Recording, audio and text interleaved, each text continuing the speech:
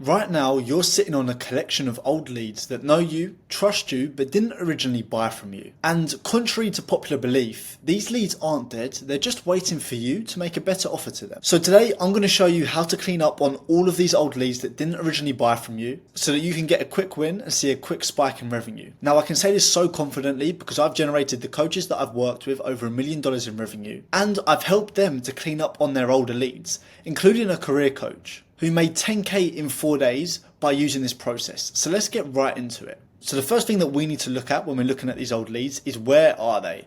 Okay, so have you got their emails? Have you got their SMS, their phone numbers?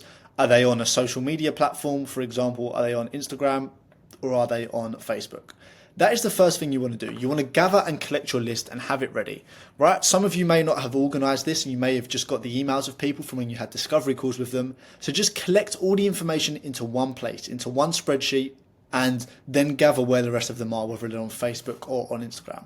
Okay, so that part is fairly straightforward. Now, the first thing that you're going to want to do and think about in terms of reaching these people and making sure that you can get them to buy when they didn't originally is we want to create, you're going to have to apologize the handwriting as well, an offer for them. Okay, so they didn't originally buy your offer that you offered them on the call, possibly for variations of reasons. One, it may not have felt the right time for them. They may not have felt that that is exactly what they need. And typically, you probably would have seen that a lot of them, for you, it would have been the price. So what we want to do is create a new offering to the same avatar, but just so that it's something different to recapture them. Now, the main incentive as to why this new offering is better is because the price reduces.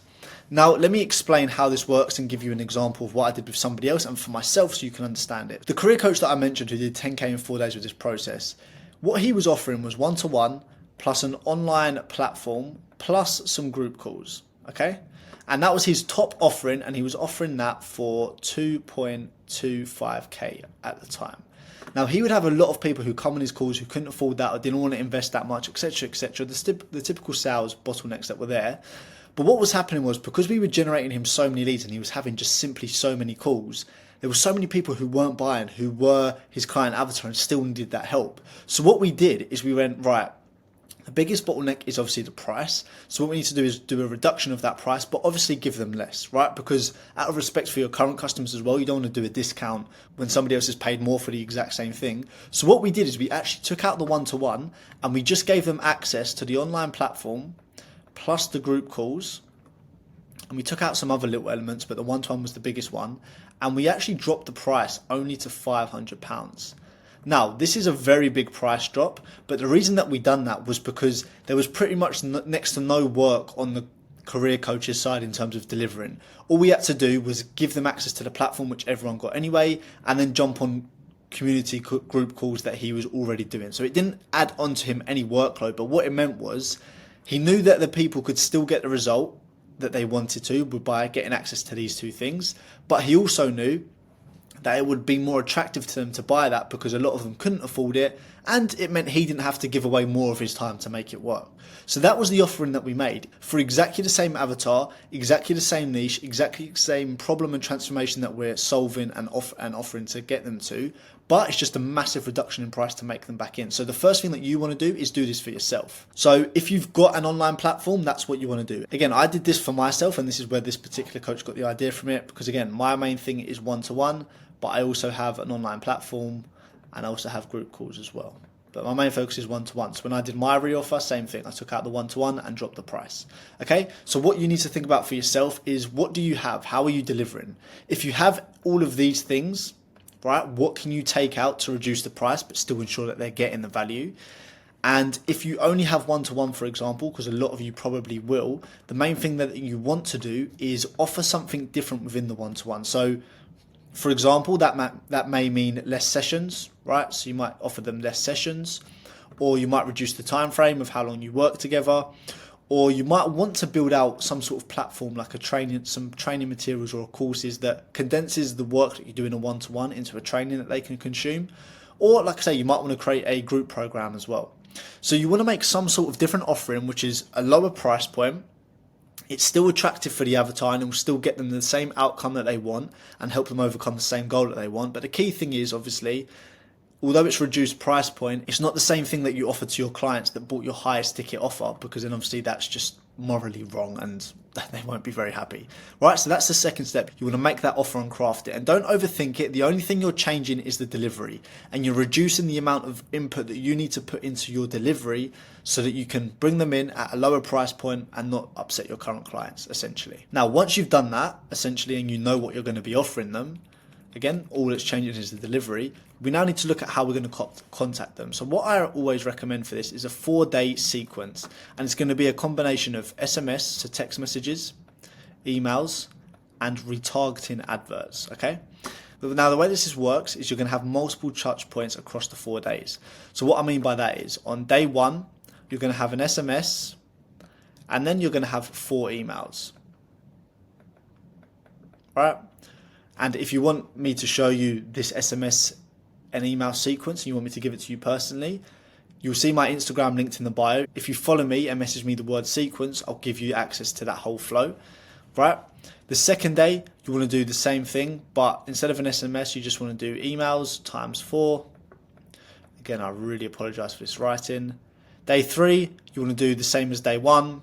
And day 4, obviously, is the last day, you want to ramp it up. So you want to do another SMS, and again, usually 4 to 6 emails as well. Now, you may be thinking, Jesus, that is a lot of emails, but you want to get in front of them and you're offering it as like a one-time thing within this small window. Now, the other tricky little things that you can do to gain that interest is, although you have day 1, 2, 3, and 4 of emails and outreaches, you can have a 24-hour before warning email, right? So you can say, giving you early access, here's the link to the info, check it out. It will go live officially tomorrow, but still give them access to buy it because some people will get on it early. Then you also want to do 24 hours after one last email going, apologies, some people didn't get access. And essentially what you're writing in that email is you're telling them, like, people were asking you to get access still, but they missed the cutoff of the timer because life got in the way and they missed the emails. I'm giving you one last chance to get in. And this is your email flow. So the main flow is within a 4-day period, but you add on these 24 hours before and after to try and capture the stragglers, essentially. And again, like I said, if you want to see exactly what copy to write on that, make sure you follow me on Instagram, DM me the word sequence, and I'll send that over to you. Now, the adverts here that I mentioned, all you're doing is you're retargeting. So you would download your emails and SMSs of each lead, and you would create a custom audience on Facebook Ads Manager, and you would run ads to that specific audience, essentially just telling them that you're doing an offer, you've got a big price drop and a discount going on, etc., right? Now, in terms of what you're sending them to, is you want to create a landing page. Now, if you've watched any of my content or followed me before, for new and cold audiences, I actually don't recommend using the typical funnel, right? I usually recommend that you use the beaker approach, which again, I'll link a video above if you're interested in learning about that. But for this retargeting, because they're already leads that know, like, and trust you, a typical funnel with a landing page is okay. Now, on that landing page, again, what you're essentially doing at the top is you're adding a timer and a countdown of when the offer ends. Then you're adding a title of who it's for, the outcome you're going to be getting them, and the problem you're going to be solving for them. And then again, you need a ton of copy here, essentially showing and breaking down exactly who it's for, why it's important that they take action, testimonials and results of other people you've worked for, why what they've been doing before has been wrong, etc., why you're doing a discount, on and on and on, and breaking down also what it is that you're offering and the difference from your main product. Again, instead of you guessing and having to figure out what to write on this page, if you also follow me on Instagram and you DM me the word landing page, I'll send you my landing page so you can just replicate it for yourself and steal that copy pretty much. But that is what you're driving all the traffic to. Now, when you're driving the traffic to that, obviously it's going to have a countdown. You want buy links all over the page so they can check out and purchase whatever it is. However, one thing that I would really strongly recommend, just based on my experience, is as well as having the buy links right at the bottom of the page, right, is make an offer for people to book a call if they're still feeling hesitant.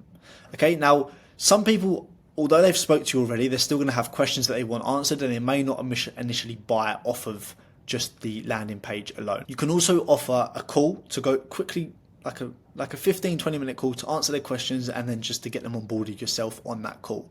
Now, typically for this type of price point of offer, I wouldn't recommend it, but it depends on a few things, right? First of all, how many leads have you got? If you haven't got tons and tons and tons of old leads, but you've got enough where there would be some that are interested, and you're not going to be bombarded and overwhelmed on your calendar with calls that are very low price point, then you can do that. So for example, the coach that I help, like I said, he charged £500 and he made 10k in 4 days. He didn't use any calls at all. Everyone bought through his landing page, but he had tons of leads, so he was able to push a lot of volume into it, so it was more than likely that someone was going to buy. At £500 typically, I would say don't do a call, but if you don't have a lot of leads, then do a call. Again, for example, my reoffer that I did was 1.5k pounds, which is around 2k dollars.